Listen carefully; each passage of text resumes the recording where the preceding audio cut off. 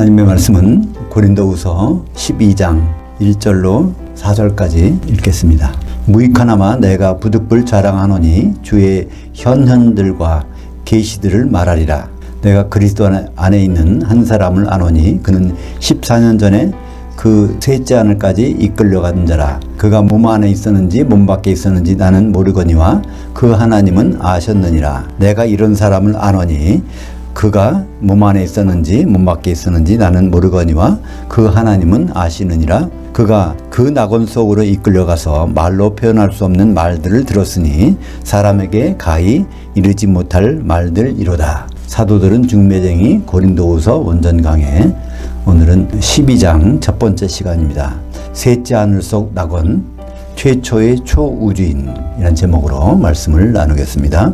성경에 하늘이라는 단어와 하늘들이라는 단어가 나옵니다. 그런데 셋째 하늘이라는 단어는 고린도후서 12장 2절에 한 번 나옵니다. 그래서 이 셋째 하늘이란 말이 없다면 하늘은 몇 개가 될까 이렇게 생각할 수 있는데요. 성경은 딱 하늘은 3개밖에 없다라는 것을 말하고 있습니다. 우리는 보통 하늘이 몇 개 있다고 그러죠? 9개. 그래서 사람이 죽으면 혼백이 9천을 떠돌아다닌다라는 말을 합니다. 근데 유대인들은 하늘이 몇 개 있다고 생각할까요? 유대인들은 하늘이 7개라고 생각합니다. 그들은. 근데 성경은 유대인들의 생각과 달라요. 반드시 3개밖에 없는 것입니다. 그래서 하늘의 수가 3이고 땅의 수가 동서남북에서 4. 그래서 3 더하기 4는 7, 3 곱하기 4는 12. 그래서 성경에서 그 7이나 12를 완전수라고 말하고 있죠. 1절 보니까 무익하나마 내가 부득불 자랑하노니 주의 현현들과 계시들을 말하리라. 지금 이 말을 하는 것은 앞에 장에서 계속 연결되고 있는 것입니다. 그죠? 거짓 사도들이 고린도 교회에 들어와서 이제 거짓말을 하고 있는데 거기에 사도 바울은 자기가 전하는 복음이 거짓 사도들의 말과는 다르다는 것을 지금 뭐로 말하려고 하냐면 예수님이 계시해 준 것을 하는 것이고 그건 내가 다른 곳이 아니라 예수님이 지금 계신 셋째 하늘에 올라가서 그분이 말씀하신 것을 다 전한 것이라는 것을 그거를 말하기 위해서 고린도후서 12장이 기록된 것입니다. 여기에 보면 두 가지가 나와요. 현현과 계시가 나옵니다. 근데 우리말 번역에는 뭐라고 했습니까? 환상들과 계시들을 말하리라. 이렇게 번역해 놨어요. 근데 환상과 계시는 전혀 다른 것입니다. 환상이라는 것은 어떤 보긴 보는데 이것이 무슨 의미인지는 해석이 필요한 것이에요. 예를 들어서 꿈을 꿨는데 이것이 뜻을 모르겠다. 그러면 꿈을 해석해 주는 사람한테 가지 않습니까? 이런 것을 환상이라고 그래요. 또 계시는 뭘까요? 계시는 아포칼립시스라고 그래서 아포는 떼어낸다. 칼립시스라는 것은 뚜껑을 덮었다. 커튼을 쳐놨다는 뜻입니다. 그러니까 아포칼립시스는 커튼을 열고 뚜껑을 완전히 열었다는 것이니까 뚜껑을 열면은 커튼을 열면은 거기에 보이는 것은 아주 해석할 필요가 없는 것이죠. 근데 이렇게 환상과 계시는 전혀 다른 의미인데 이렇게 해놓은 것입니다. 근데 사실은 여기 환상이 아니라 현현은 나타나는 것. 그래서 환상이라는 말이 사실 성경에 있어요. 그 말은 무엇일까요? 호라시스나 호라마라고 합니다. 이것은 기이한 광경이나 해석이 필요한 것이에요. 호라오가 이제 본다는 건데 거기에서 나온 말이 명사로 호라시스 호라마. 사도행전 2장 17절 볼까요? 말세에 내가 내 그 영을 떼어 모든 육체에 부어주리니 너희 자녀들은 예언할 것이요 너희 젊은이들은 환상들을 보고 너희 늙은이들은 꿈을 꾸리라. 이때 환상 그것이 호라시스입니다. 고린도후서 나오는 단어가 아니에요. 이건 또 사도행전 10장 17절에 베드로가 본 바 그 환상이 무슨 뜻인지 속으로 의아해하더니 마침 고넬료가 보낸 사람들이 시몬의 집을 찾아 문 밖에 서서 사도행전 10장에는 무슨 기록이 나오죠?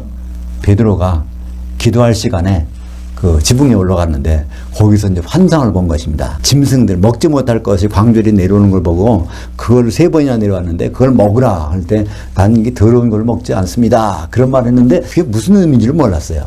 나중에 이제 고넬료 집에 가서 보니까 그 의미를 알았습니다. 이게 이방인들을 만나서 말씀을 전하는 얘기구나. 그걸 나중에 깨달은 것입니다. 그때 그러니까 환상의 특징은 뭘까요? 보는 순간에 이해를 못해요. 그거를 헬라어로 호라시스 또는 호라마라고 말하고 있습니다. 근데 오늘 사도 바울이 기록한 이 환상이란 단어는 뭘까요? 이거는 옵타시아라는 말입니다. 옵타시아. 현현이라고 번역하는 것이 적당한데 이 단어가 어디 나올까요? 누가복음 1장 22절에 처음 나옵니다. 옵타시아. 그가 사가랴가 나와서 그들에게 말을 못하니 백성들이 그가 성전 안에서 현현을 본 줄 알았더라. 옵타시아. 사가랴가 이제 세례 요한의 아버지잖아요. 근데 엘리사벳이 임신했어.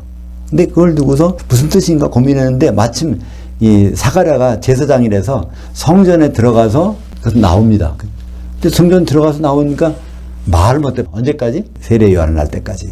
그러니까 이제 성전에 들어갔다가 말을 못하니까 사람들이 하나님이 나타나시고 보나 보다. 그러니까 하나님을 나타난 그 모습을, 그러니까 그 진짜 모습을 본 겁니다.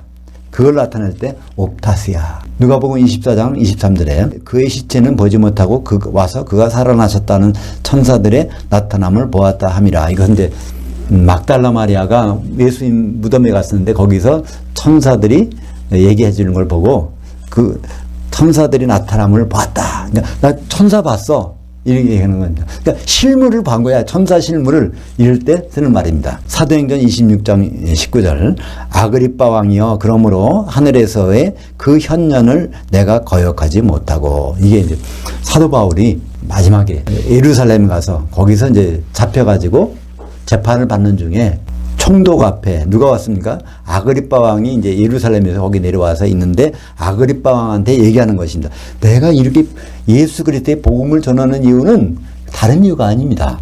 내가 셋째 하늘에 올라가서 그 하나님을 직접 보았기 때문에 내가 이 복음을 전하는 겁니다. 그런 얘기할 때 현현, 옵타시아. 그러니까 이제 구분이 되시죠?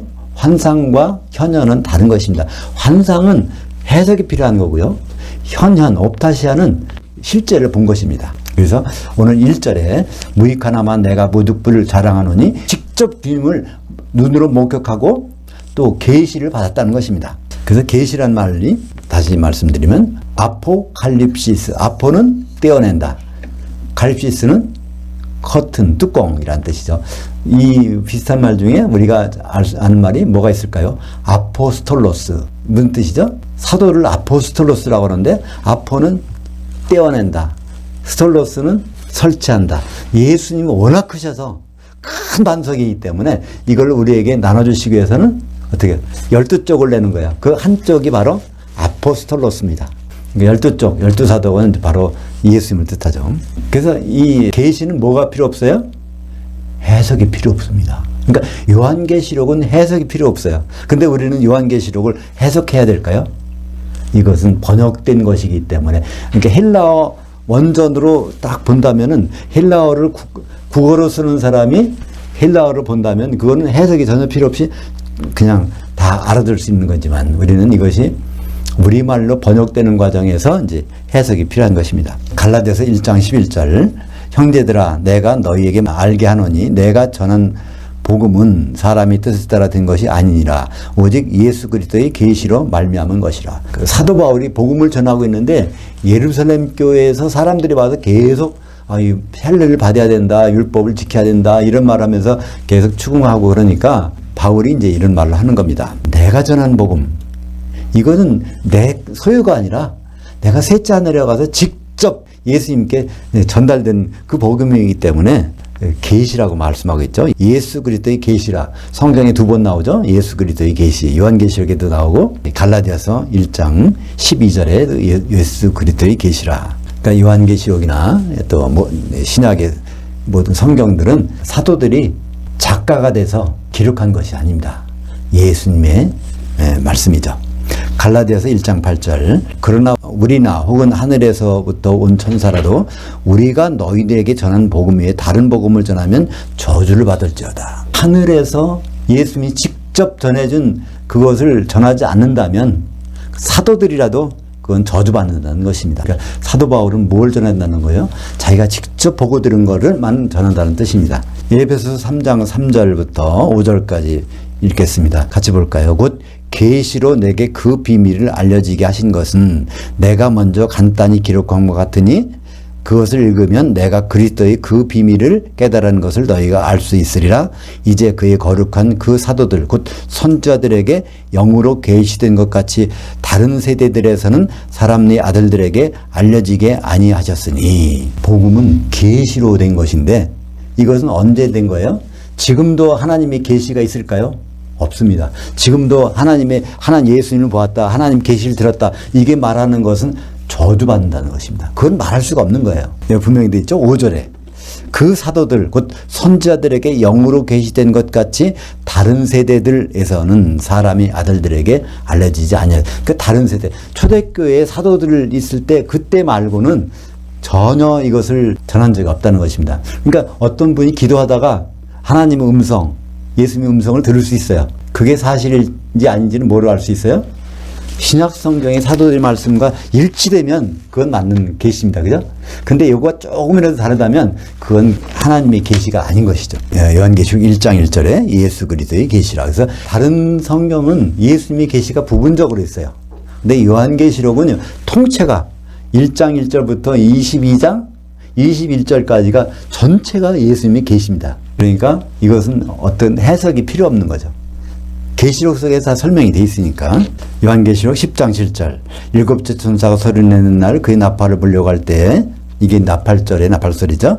그 하나님이 그의 종 선지자들, 그러니까 사도들을 통하여 전하신 복음과 같이 그 하나님의 그 비밀이 이루어지리라 하더라. 그 하나님의 그 비밀은 어린 양의 혼인이 성경 전체의 주제라는 것을 알 수 있습니다. 요한계시록 22장 16절 나 예수는 그 교회를 위하여 내 천사를 보내어 이것들을 너에게 증언하게 하였노라. 그러니까 요한계시록 어떤 책이에요? 예수님이 직접이 아니라 예수님이 자기 모습을 한 천사를 보내서 각 교회들에게 말한 것을 기록한 것이 요한계시록입니다. 2절 보겠습니다. 여기에 진짜 중요한 것이 나오는데 내가 그리스도 안에 있는 한 사람을 아노니 그가 14년 전에 셋째 하늘까지 이끌려간 자라. 그가 몸 안에 있었는지 몸 밖에 있었는지 나는 모르거니와 그 하나님은 아셨느니라. 그러니까 여기서 나온 그 사람 누굴까요? 사도 바울의 영입니다. 사도 바울이 그 몸속에 있었는지 몸 밖에 있었는지 모르는데 이제 이 말을 하고 있는 것입니다. 어디까지? 셋째 하늘까지. 셋째 하늘에 갔다는 말씀은 첫째 하늘, 둘째 하늘을 통과했다는 얘기죠. 그래야 셋째 하늘이 나오니까. 거기까지 헤오스란 말입니다. 그 다음에 이제 4절에 나오는 거기는 낙원 속으로, 이거는 헤오스가 아니라 에이스. 그러니까 첫째는 어디까지, 그다음에 두 번째는 어디 속으로. 셋째 하늘과 낙원이 다른 곳에 있는 게 아니라 셋째 하늘까지 가서 거기서 깊이 들어간 것이 거기 낙원을 봤다는 얘기입니다. 이때 하르파조라는 단어가 데살로니가전서 4장 17절에 나오는 예수님 만나러 들려 올라간 것을 똑같이 하르파조, 이끌려간 자라. 그러니까 데살로니가전서에서 우리가 될 것은요 똑같은 휴거인데 사도 바울이 간 것, 사도 바울은 어디까지? 셋째 하늘까지. 장소가 달라요. 그죠? 사도 요한이 가서 본 거는 셋째 하늘까지 지금 휴거되어 간 거예요. 사도 바울이, 우리는 앞으로 어디까지 휴거될까요? 이제 공중까지. 사도 요한이 요한계시록 17장 3절과 22장 10절에 거기에 이제 이끌려 갑니다. 마찬가지로 사도 요한의 영이 이제 이끌려 다니는 거죠. 성경에서는 하늘과 하늘들을 반드시 구분합니다. 이것을 구분하지 않으니까 우리는 성경을 오해하게 되는 거죠. 창세기 1장 1절 볼까요? 무한태초에 삼위 하나님이 그 하늘들을 그리고 그 땅을 창조하시니라. 왜 무한태초로 번역해야 될까요? 정관사가 없어서 그렇습니다. in beginning, 그러니까 in the beginning 하면은 그 태초라는 시점이 있어요. 근데 더가 정관사가 빠졌어요. 우리 인간의 그 인식 속에서 그것을 한정 지을 수 없는 그 밖에 그 시점에서 천지가 창조됐다. 이 말씀을 하실 때, 그래서 번역할 때는 사실 무한태초라고 해야 맞는 것입니다.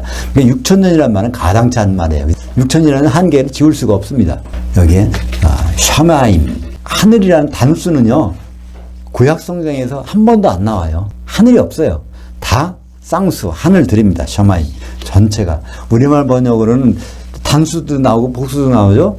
하늘과 하늘들의 하늘에 계신, 하늘일지라도 하나님 아버지께서는 거기에 계시지 못하는데 이 성전에 좀 거하게 해 주십시오, 그런 말을 할 때도 있는데 거기는 하늘들과 하늘이 나올 때도 있어요. 그러나 그것은 번역상의 오류지. 구약 성경에 하늘들만 나옵니다. 샤마임만 나와요. 근데 굳이 단수로 한다면 샤메 또는 샤메미라고 우리가 단수를 할 수 있습니다. 창세기 5장 24절에 보면 에녹이 하나님과 동행하더니 삼위 하나님이 그를 데려가심으로 땅에 있지 아니하더라. 그게 세상이 아니라 땅입니다. 이 지면에 에녹이 안 보인다는 거지 이게 셋째 하늘에 올라갔다는 얘기 아니에요. 그 셋째 하늘에 올라가지 않았다는 것을 우리가 어떻게 알 수 있을까요? 요한복음 3장 13절에 예수님이 셋째 하늘에서 내려온 자 인자 외에는 셋째 하늘에 올라간 자가 없느니라. 그러니까 에녹이 셋째 하늘에 없다는 것은 예수님이 입증하셨습니다. 열왕기하 2장 1절에 여호와께서 회오리 바람으로 엘리야를 그 하늘들로 올리고자 하실 때 엘리야가 엘리사와 더불어 길갈에 나가더니, 그래서 열왕기하 2장 11절에는 그래서 하늘들로 이제 회오리 바람으로 내팽개치신 것입니다. 하늘이 아니라 하늘들 어딘가에 내팽개친 거예요. 왜냐하면 엘리야가 말을 안 들어. 세 가지 말을 안 듣잖아요. 결국 이렇게 엘리야를 치우시고 그 자리에 엘리사를 세우셔서 사역을 하신 것입니다. 이제 신약에 와서, 신약에는 단수와 복수가 있어요. 헬라어에는 단수와 복수. 히브리어에는 쌍수라는 개념이 있지만 헬라어에는 쌍수라는 개념이 없기 때문에 단수와 복수로 나타납니다. 그래서 하늘을 우라노스, 하늘들은 우라노이스. 마태복음 3장 2절에 회개하라 천국이 가까이 왔다 하였으니, 여기에 천국은 하늘들의 왕국입니다. 단수가 아니라 하늘의 왕국이 아니라 하늘나라가 아닙니다. 하늘들의 왕국. 한 번도 예외가 없습니다. 천국은 단수가 아니에요. 근데 영어 성경을 보면은 킹덤 오브 헤븐이라고만 돼 있지 헤븐스라는 그 S가 빠져 있습니다.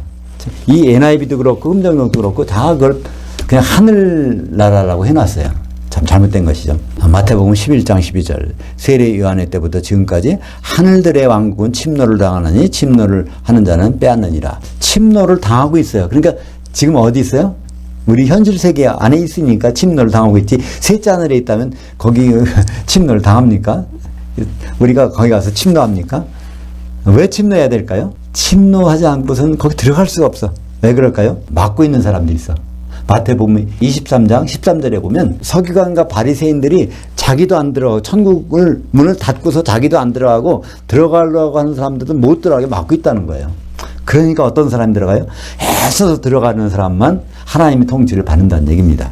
마태복음 6장 9절에 하늘들에 계신 우리 아버지요. 그래서 하늘들, 단수가 아닙니다. 하늘들에 계신 우리 아버지. 지금 이곳에 계신, 우리들을 보고 계신 하나님 아버지. 통치하고 계신 하나님 아버지. 마태복음 18장 10절 삼가 이 작은 자, 이 작은 자라는 것은 눈곱만큼 작다는 얘기. 영적으로 보면 가득 거듭난 자이기 때문에 이 작은 자 중 하나도 업신여기지 마라. 너희에게 말하노니 그들이 천사들이 하늘들에서 하늘들에 계신 내 아버지 얼굴을 항상 배웁느니라. 그러니까 천사가 어디 가서 어디 있어요? 하늘들에 있어요. 아버지도 하늘들에 있고. 그러니까 바로 이곳이 셋째 하늘 올라가서 그 하나님 아버지한테 보고하고 오는 게 아니죠. 요한복음 3장 13절 여기 단수의 하늘이 나옵니다. 우라노스, 그 하늘, 단수의 하늘에서 내려온 자 인자 외에는 그 단수의 하늘, 셋째 하늘에 올라간 자가 없느니라. 그러니까 엘리야나 에녹이 뭐 셋째 하늘 거기 올라갔다, 이건 다 거짓말입니다. 사도행전 7장 55절 56절을 보면 하늘들과 하늘을 구분할 수 있어요. 스데반이 성령이 충만하여 하늘을 우러러 주목하여 하나님의 영광과 예수께서 그 하나님 자리에 서신 것을 보고 말하되, 보라 하늘들이 열리고 인자가 그 하나님 자리에 서신 것을 보노라 한대. 그 하늘을 보려고 보는데 이게 보여. 왜 보일까요? 하늘들이 쫙 쪼개져 가지고 열리니까. 그러니까 하늘들이 쪼개진 사이로 보이는 것은 셋째 하늘인 것입니다. 그죠? 히브리서 4장 14절. 예수님이 부활 승천하시는데 어떻게 올라가시는지, 그러므로 우리에게 큰 제사장이 계시니 그 하늘들을 뚫고 지나가시니 곧 그 하나님 아들 예수시라. 그러니까 하늘들을 두 개를 뚫고 지나갔으니까 거기는 셋째 하늘 아니겠습니까? 그러니까 성경에서 셋째 하늘이라는 단어는 한 번밖에 안 나오지만 셋째 하늘일 수밖에 없는 내용들인 수도 없이 나와 있는 것이죠.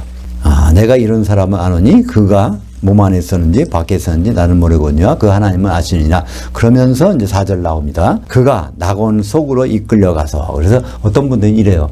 한 번은 셋째 하늘, 한 번은 이 하늘들에 있는 낙원. 기독교인들이 죽으면 대기하는 곳이 어디죠? 그 낙원이니까 바울이 거기도 갔다 왔다 얘기하는데 그렇지 않습니다. 이것은 셋째 하늘까지 가서 그 헤오스, 낙원 속으로, 이것은 헤오스가 아니라 에이스입니다. 낙원 속으로 이끌려가서 말로 표현할 수 없는 말들 들었으니, 이거는 그냥 로고스가 아니라 레마, 직접 하나님이 성령을 통해서 하시는 것처럼 직접 말씀하시는 것들을 들었단 말입니다. 근데 그것은 사람에게는 가히 이르지 못할 말들이더라. 우리말 번역에는 사람이라고 말했는데 주어로 되어 있는데요. 주어가 아니라 역격입니다. 사람에게는 직접 말할 수 없는 그런 내용들이, 그러니까 바울을 통해서 이제 우리에게 전해주신 말씀이죠. 누가복음 23장 43절, 예수께서 이르시되 내가 진실로 내게 이르노니 오늘 내가 나와 함께 낙원에 있으리라. 이 낙원은 어떤 낙원일까요? 셋째 하늘에 있는 낙원이 아닙니다. 그걸 어떻게 알죠? 사도행전 2장 31절을 보면 압니다. 다윗이 미리 본 고로 그리스도의 부활을 말하되 그가 음부에 버림이 되지 않고 그의 육신이 썩음을 당하지 아니하리라 하더니, 이 예수를 그 하나님이 살리신지라 우리가 다 이 일의 증인이로다. 그러니까 예수님이 죽어서 음부에 가셨는데 그때는 승천하시기 전에요. 셋째 하늘에 올라가기 전이지 않습니까? 부활하셔서 40일 후에나 셋째 하늘에 올라가시니까, 그러니까 음부에 갔다고 돼 있는데 예수님 뭐라고 말씀하셨어요? 내가 오늘 낙원에 있으리라. 그러니까 이 낙원은 어딜까요? 셋째 하늘에 있는 낙원이 아니라 바로 음부 가운데 있는 일정한 장소라는 것을 우리가 알 수 있게 되는 것입니다. 그러면 셋째 하늘에 있는 낙원은 같은 어떤 모습일까? 요한계시록 2장 7절, 귀 있는 자는 그 영이 교회들에게 하시는 말씀을 들을지어다. 이기는 자에게는 내가 그 하나님의 낙원에 있는 생명나무의 열매를 주어 먹게 하리라. 이 낙원은 기독교인이 죽어서 가는 낙원이 아니라는 걸 알 수 있죠. 왜냐하면 이기는 자에게 준다고 그랬으니까 이기는 자는 낙원에 머물러 있는 자가 아니죠. 벌써 그리스도 심판대에서 기름 준비해가지고 예수님과 같이 있는 자니까 이 낙원, 그러니까 이 음부 속에 있는 낙원이 아니라는 것은 알 수 있습니다. 그러면 그 낙원은 어디 있는 걸까? 생명나무가 있으니까 생명나무 있는 것을 보면 알 수 있죠. 요한계시록 22장 2절, 새 예루살렘 성의 강에 좌우에 생명나무가 있어 12가지 열매를 맺되 달마다 그 열매를 맺고 그 나무 잎사귀들은 만국을 치료하기 위하여 있더라. 새 예루살렘 성 안에 그 낙원, 생명나무가 있는 낙원이 있습니다. 근데 새 예루살렘 성은 원래 어떻게 된 거죠? 요한계시록 21장에 보면 하늘과 땅이 다 없어지고 새 하늘, 셋째 하늘에서 거기서 그 땅이 내려오는데 이 땅이 바로 하나님의 장막이고 새 예루살렘이라는 거 아닙니까? 그래서 사도 바울이 본 낙원은 지금 셋째 하늘에서 깊이 보존되고 있다가 결국 요한계시록 21장이면 그 제 모습으로 나타나는 이 새 예루살렘 속에 있는 생명나무가 있는 낙원인 것이죠. 5절 보겠습니다. 내가 이런 사람을 위하여 자랑하겠으나 나를 위하여는 작한 것들 위해 자랑하지 아니하노라. 그러니까 바울이 자랑할 거는 바로 어떤 거예요? 셋째 하늘에 가서 또 깊이 낙원까지 가서 예수님이 계시해 준 것을 직접 받은 것. 그건 자기의 실력으로 한 것이 아니니까 하나님이 그렇게 이끌어 주신 것이니까 그거는 내 자랑하지만 내 육신의 자랑은 약한 것들밖에는 자랑할 것이 없더라. 이렇게 말씀하고 있는 것입니다. 바울이 왜 복음을 전하고 있을까요? 아까 우리가 한번 봤지만 사도행전 26장 19절에 아그리빠 왕 앞에서 말한 말을 다시 한번 보겠습니다. 사도행전 26장 19절로 20절 같이 보죠. 아그리빠 왕이여, 그러므로 하늘에서의 그 현현을 내가 거역하지 못하고 먼저 다메섹과 예루살렘에 있는 사람과 유대 온 땅과 이방에까지 회개하고 그 하나님께로 돌아와서 그 회개에 합당한 일들을 하라 전함으로. 그러니까 바울은 복음 전하기 시작한 게 왜 시작했냐면 그 하늘, 셋째 하늘에 가서 그 들은 것을 자기는 거역할 수가 없어서 그래서 복음을 전하기 시작했다는 말을 하고 있는 것입니다. 그러니까 바울이 기록한 것이 신약성경 몇 권이죠? 로마서부터 디도서까지 13권인데요. 사실은 히브리서도 바울이 아니고서는 기록할 수 없는 거죠. 그러니까 신약성경의 절반을 기록한 그 내용이 전체가 뭐라고요? 하늘에서 보았던 것을 그대로 말하는 것이, 하나도 세상에서 육신으로 누구한테 배웠던 것을 자기가 말한 적이 없다는 것입니다. 6절 보겠습니다. 내가 만일 자랑하고자 해도 어리석은 자가 되지 않을 것은 내가 참말, 이게 진리라는 단어를 번역을 참말이라고 했는데 진리를 말함이라. 그러나 누가 나를 보는 바와 같이 내게 든 바에 지나치게 생각할까 두려워하여 그만두노라. 그러니까 바울이 워낙 이 말한 들은 것이 계시가 그렇기 때문에 그거를 그냥 다 말할 수는 없다는 것입니다. 7절 보겠습니다. 그 계시들을 받은 것이 지극히 크므로. 여기서 뭐를 알 수 있죠? 바울이 가서 현현과 계시를 두 가지를 딱 예수님 보신 것과 계시를 봤는데 그것을 뭉뚱그려서 합하면 뭐라고 하죠? 이거의 계시라는 것입니다. 사도행전에서 뭐라고 말하죠? 그걸 현현이라고 말하고 있고, 아그리빠 왕에서 앞에 가서는 내가 현현 때문에 예수님을 거기 실제로 목격한 것 때문에 그랬고, 또 오늘 고린도후서 12장 7절에서는 이 계시를 받은 것이 이 계시 때문에, 그러니까 다 둘 다 뭐예요? 셋째 하늘 낙원까지 가서 본 예수님의 모습과 그와 말씀하신 그 내용, 그것이 바로 바울이 복음을 전하는 핵심 내용이라는 것입니다. 근데 거기에 어떤 장치가 있어요? 안전장치가 달려있다는 것입니다. 그게 안전장치가 뭘까요? 내가 너무 자만해지지 않게 하시려고 내 육체에 가시 곧 사탄의 천사를 주셨으니 이는 나를 쳐서 너무 자만하지 않게 하려 하심이라. 이 복음에는요 안전장치가 있어서 기록된 거예요. 바울이 자기를 뽐내고 하는 부분을 여기 기록할 수가 없었어. 왜 기록할 수 없을까요? 사탄의 가시가 있어가지고 거기다가 덧붙이려고 하면 이걸 찔러서 그거를 기록하지 못. 그러니까 바울의 기록, 사도들의 기록은 하나도 오류가 없다는 것을 말씀하고 있는 것이죠. 8절 이것이 사탄의 천사인 육체의 가시가 내게서 떠나가기를 위하여 내가 3번 죽게 간구하였더니. 그러니까 참 이거 보면 아이러니죠. 죽은 사람 보면 살리기도 하고 또 병자를 고치기도 하고 그 사람이 그 사탄의 가시 때문에 죽게 고생하고 있는데 하나님이 하신 목적이 있다는 것입니다. 이렇게 하신. 그러니까 우리도 병들어서 참 고생하고 심지어는 죽을 수도 있어요. 근데 병들고 죽는다는 것이 다만 이게 잘못된 것이 아니라 하나님의 섭리 가운데 그렇게 하는 것이 우리에게 유익이 될 때가 많이 있다는 말입니다. 바울이 그것을 고백하고 있죠. 9절 보겠습니다. 나에게 이르기를 내 은혜가 내게 족하도다. 이는 내 능력은, 이건 예수님의 능력이죠. 너희가 약한 데서 곧 온전하짐이라 하신지라. 그러므로 도리어 크게 기뻐함으로 나의 여러 약한 것들에 대해서 자랑하리니 이는 그리스도의 능력이 내게 머물게 하려 함이라. 그러니까 우리가 약해질 그 순간에 하나님의 성령의 능력이 우리에게 머물 수 있다는 거예요. 우리가 교만해지면 하나님의 성령의 능력은 우리에게서 떠나갈 수밖에 없다는 말이죠. 10절 그러므로 내가 그리스도를 위하여 약한 것들과 능력과 궁핍과 박해와 곤고를 기뻐하노니 이는 내가 약한 그때의 강함이라. 그러니까 우리가 약해지면 그리스도인이라면 약해진 순간에는 성령께서 역사하실 기회라는 겁니다. 우리가 그분께 기회를 만들어 드리는 것.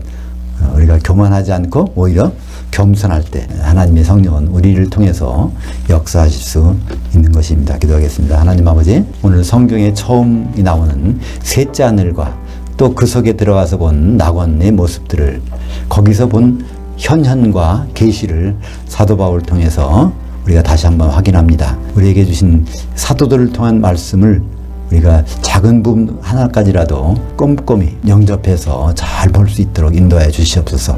예수님 이름으로 기도합니다. 아멘.